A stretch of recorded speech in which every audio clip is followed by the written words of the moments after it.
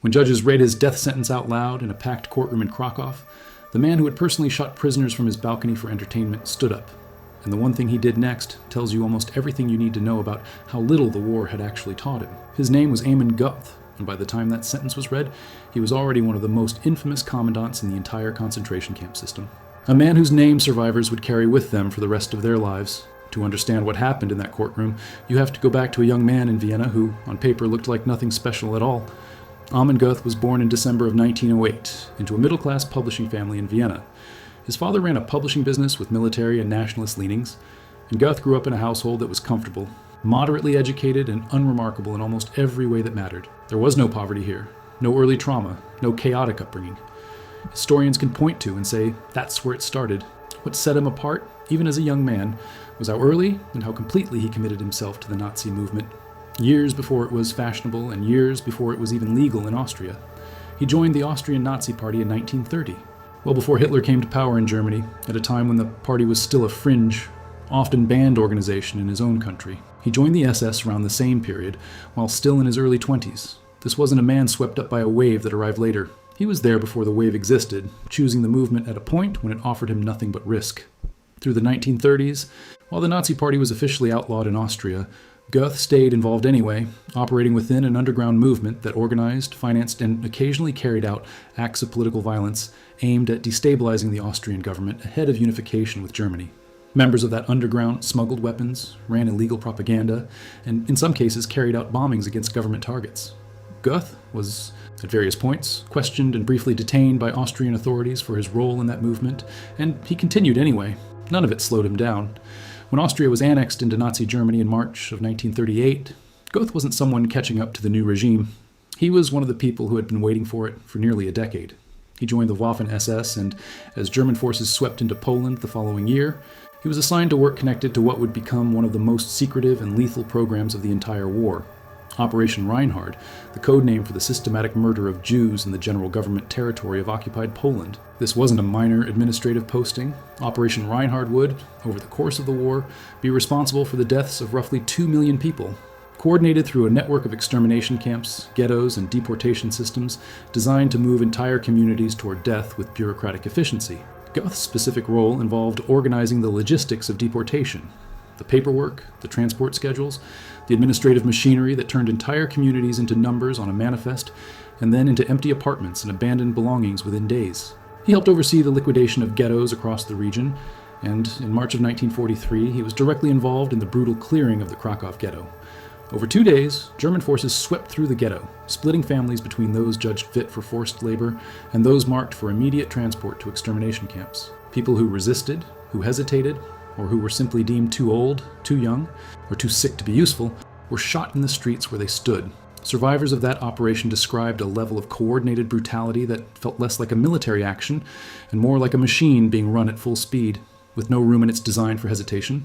Hundreds died in the clearing itself. Thousands more were sent onward to camps in the days that followed. For Goth, personally, the Krakow ghetto liquidation wasn't the end of anything. It was an audition for something bigger. Weeks later, in February of 1943, Goth was appointed commandant of a forced labor camp just outside Krakow called Płaszów. Under his command, it would grow from a modest labor site into a full concentration camp holding somewhere around 25,000 prisoners at its peak. And it would become one of the clearest examples in the entire war of what happens when a single man is given absolute, unsupervised power over other human beings. Here's what daily life at Płaszów actually looked like under Goth. And this is the part that separates him from most of the commandant's historians study.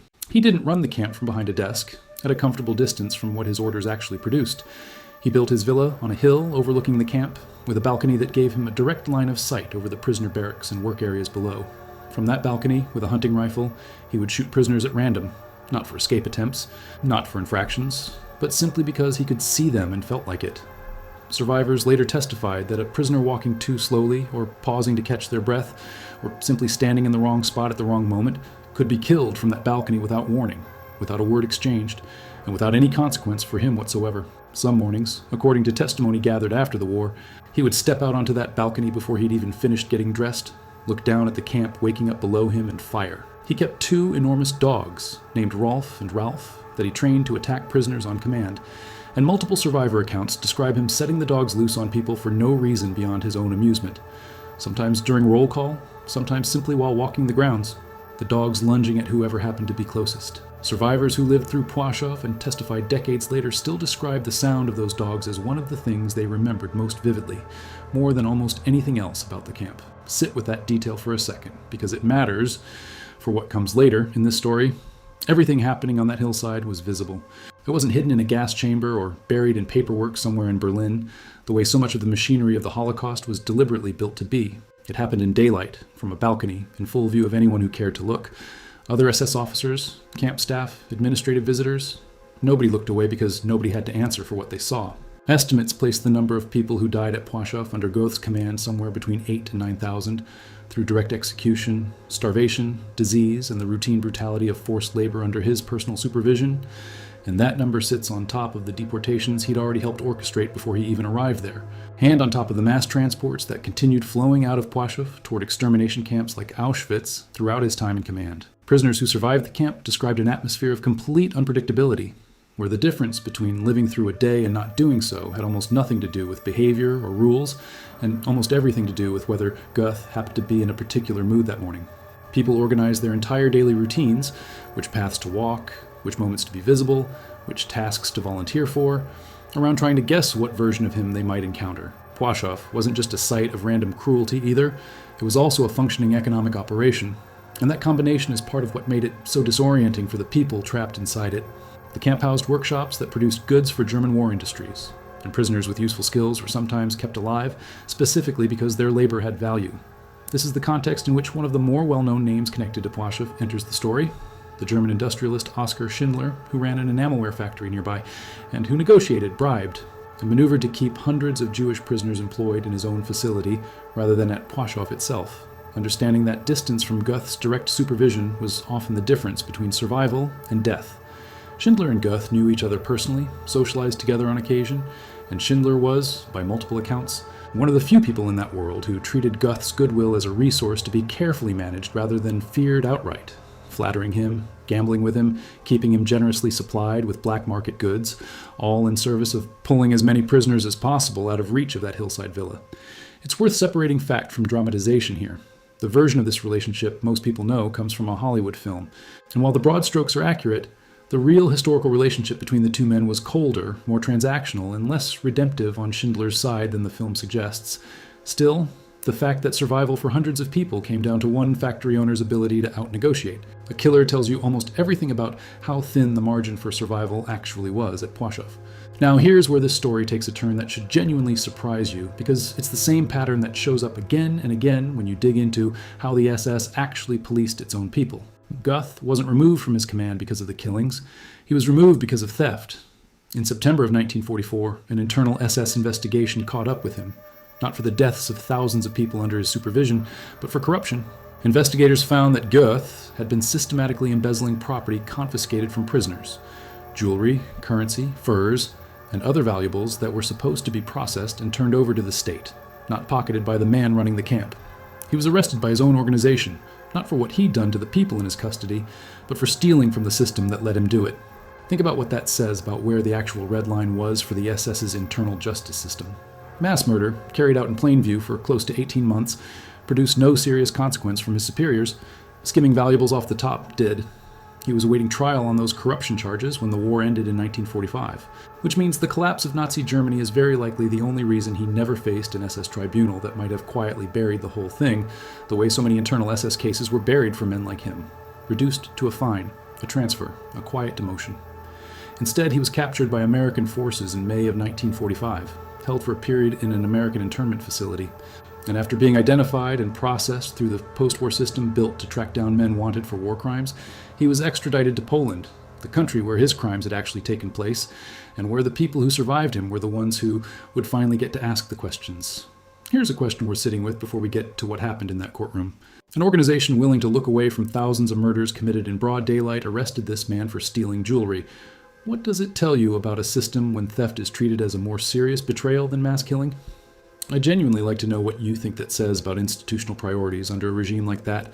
Drop your answer in the comments, because I think the honest answer is more disturbing than it first sounds, and it says something about how bureaucracies protect themselves that goes well beyond this one case. The trial itself took place in Krakow in the late summer of 1946. In front of Poland's Supreme National Tribunal, a court created specifically to prosecute major Nazi war criminals whose crimes had occurred on Polish soil. This wasn't a distant international tribunal working from documents and testimony gathered secondhand, the way parts of the Nuremberg process necessarily had to operate. This was, in large part, a local reckoning. Prosecutors, witnesses, and, in some cases, survivors from the very camp Goeth had commanded, sitting in the same room as the man who had once had the power to decide, on a whim, whether they lived through the day. The testimony presented against him was overwhelming.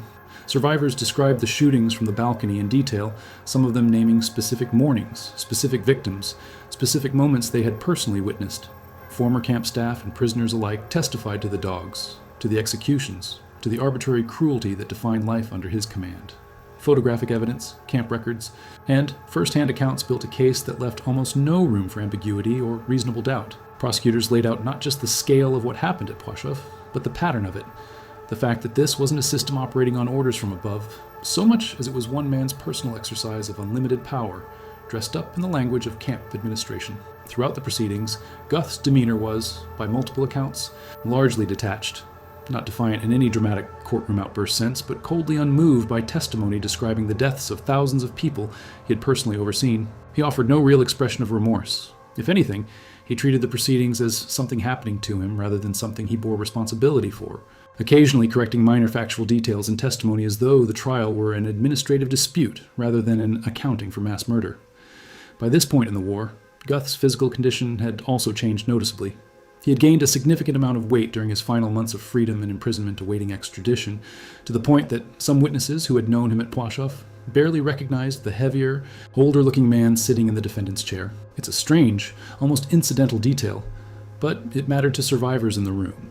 The person responsible for the terror they'd lived through no longer even looked like the figure they remembered from that balcony, which for some of them made the whole experience of testifying against him feel even stranger, confronting a diminished version of someone who had once seemed to hold the power of life and death over an entire hillside. The defense strategy, such as it was, leaned heavily on the argument that Goeth had simply been following the broader machinery of the Nazi state, carrying out a role that countless other officers held across the occupied territories. Prosecutors dismantled that argument methodically, pointing again and again to the balcony, to the dogs, to the pattern of killings that had no operational justification whatsoever, and that went well beyond any order Goeth could point to. The tribunal wasn't being asked to judge the existence of the camp system in the abstract. It was being asked to judge one man's specific, personal, repeated choices. And on that question, the evidence left almost nothing for the defense to work with. On September 5th, 1946, the tribunal delivered its verdict. Guilty on charges tied directly to mass murder and membership in a criminal organization responsible for genocide. The sentence was death. And here we arrive at the detail this entire story turns on. The one thing that, more than any piece of testimony or any surviving photograph, captures exactly who Amon Goth remained until his very last moment. He did not break down. He did not ask for mercy. He did not, by any surviving account, offer so much as a word of acknowledgement to the people whose testimony had just sealed his fate. According to multiple historical accounts of his final hours, when the moment came for the sentence to actually be carried out, he raised his arm in the Nazi salute and spoke the words "Heil Hitler" as his last public act. Not as a mistake, not as a reflex under pressure, as a final deliberate statement, a man choosing, with the very last gesture available to him, to identify himself entirely with the ideology that had killed thousands of people under his personal supervision, even as that ideology's regime had already collapsed around him more than a year earlier. And even as the man giving that salute had nothing left to gain from it. He was hanged on September 13th, 1946, at a site near the former Płaszów camp, the same ground where his balcony had once overlooked the people whose lives he'd taken at will, a detail the Polish authorities almost certainly chose on purpose. According to several accounts of the execution, the process did not go smoothly on the first attempt, and it had to be repeated before it was completed. Historians treat some of the more dramatic details of that day with appropriate caution. Since accounts written decades later don't always agree on every specific and courtroom-adjacent folklore, has a way of sharpening itself over time. But the core fact that a man convicted of overseeing thousands of deaths chose, in his final public moment, to salute the regime responsible for it all, rather than show even a flicker of acknowledgement for what he'd done, is corroborated across multiple sources close to the event, and it's the detail that has followed his name ever since. What makes this story worth telling isn't just the scale of what happened at Płaszów, even though that scale is almost impossible to process on its own. It's the shape of the whole arc, start to finish. A comfortable upbringing with no hint of what was coming. Years of deliberate ideological commitment before it was ever convenient or safe to hold those beliefs. A rapid rise through an administrative machine built to make mass murder feel like paperwork. Total unsupervised power over thousands of human lives, exercised from a balcony with a rifle, in broad daylight, in front of witnesses who had no power to stop it.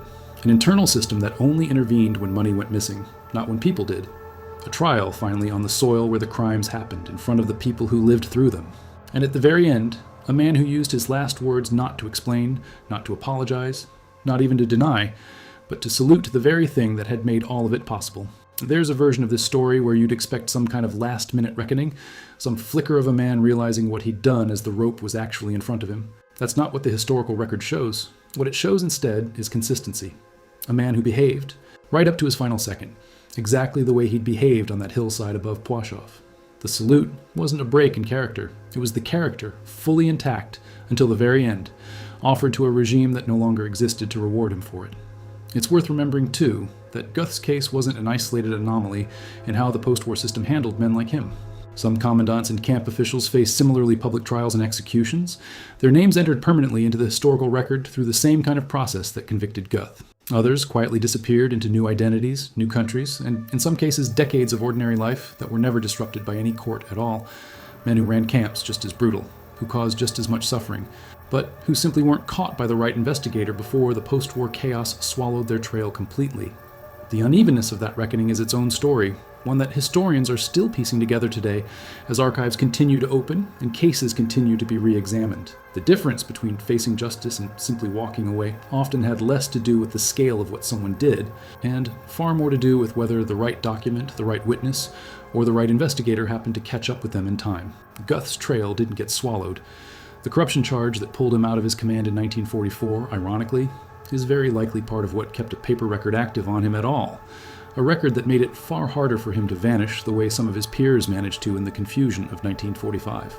The very system that failed, for 18 months, to hold him accountable for murder, ended up being the reason there was a file with his name on it when the war finally ended. None of that softens what happened at Płaszów. If anything, it sharpens the point. This wasn't a system that couldn't have caught men like Göth. It was a system that mostly didn't try, unless something else entirely. Vanity, greed, bureaucratic overreach happened to trip the wire first. And even then, once it did try, it took the collapse of the entire Nazi state, an American capture, an extradition, and a tribunal built specifically to fill the gap that internal SS justice never intended to fill, before anyone with real power to stop him actually did.